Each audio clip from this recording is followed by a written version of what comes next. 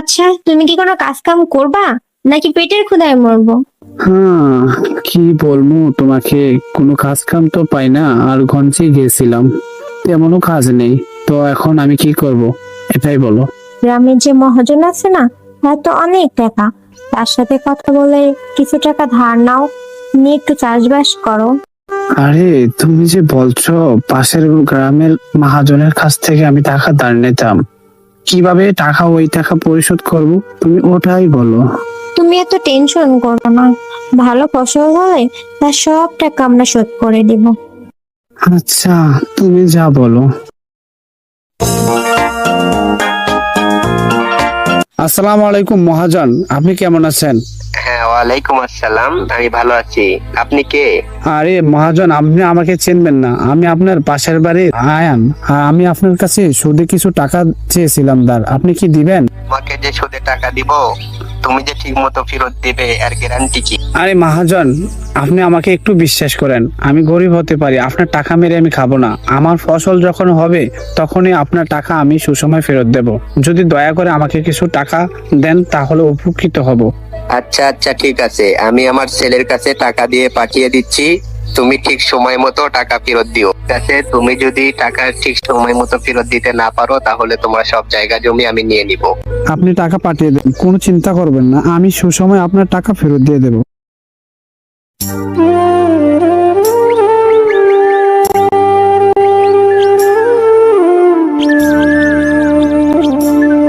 আরে কি খবর আয়ান মিয়া? তো তুমি কেমন আছো? এই তো ভাই, আলহামদুলিল্লাহ আমি অনেক ভালো আছি, আপনি কেমন আছেন? হ্যাঁ, আমিও ভালো। হঠাৎ এতদিন পরে গঞ্জে আর বলেন না, আর আসলাম আপনার কাছে আর কি। এমনিতে তো তুমি কাজ ছাড়াই গঞ্জে কোনো সময় আসো না, তো কি কাজে এসেছো ওটা বলো। আরে ভাই, আমাকে একটি ভালো দেখে গমের বীজের বস্তা দেন তো। আরে আয়ান মিয়া, তুমি কোনো এখানে ফার্স্ট ক্লাস একটা বিষ এসেছি, অনেক ভালো হবে, অনেক উন্নতশীল। আচ্ছা ভাই, ওটাকে আমাকে দেন। আচ্ছা, দাম কত? তো আর দাম নিয়ে একটু টেনশন করো না তুমি, যা দাম আছে আমি তাই রাখবো, তুমি নিয়ে যাও। আচ্ছা ভাই, তাহলে দিন।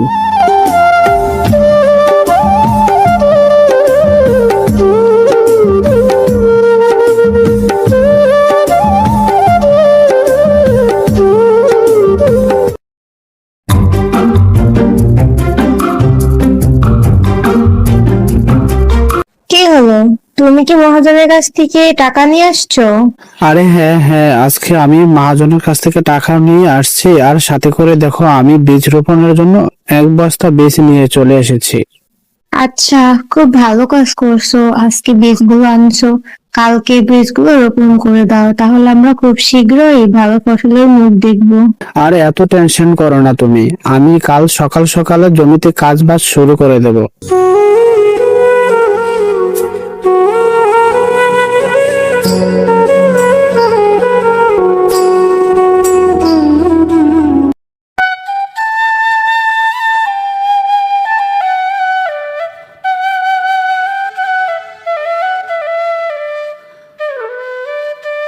তো, আরে এইগুলো গঞ্জি নিয়ে বিক্রি করে মহাজনের টাকা শোধ করে দেব।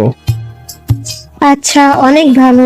আরে আমি গঞ্জে গেলাম, তোমার কিছু লাগলে বলো, আমি গঞ্জে থেকে নিয়ে আসবো।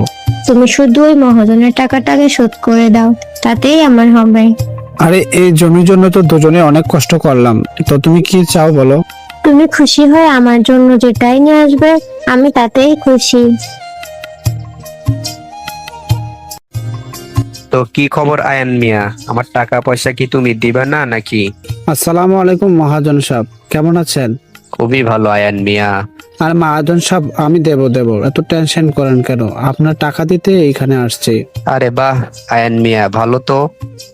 এইবার কি মাঠে ভালো ফসল ফলছে নাকি? হ্যাঁ মহাজন, সবই আপনাদের দোয়ায়। এ আয়ান মিয়া, তোমার কাজকর্মে আমি অনেক খুশি হলাম। তোমার যদি আরো টাকা লাগে আমাকে বলবে, আমি তোমাকে দিয়ে দেব। জি আচ্ছা মহাজন, যদি কোনো সময় লাগে আপনার কাছে যাবো নে।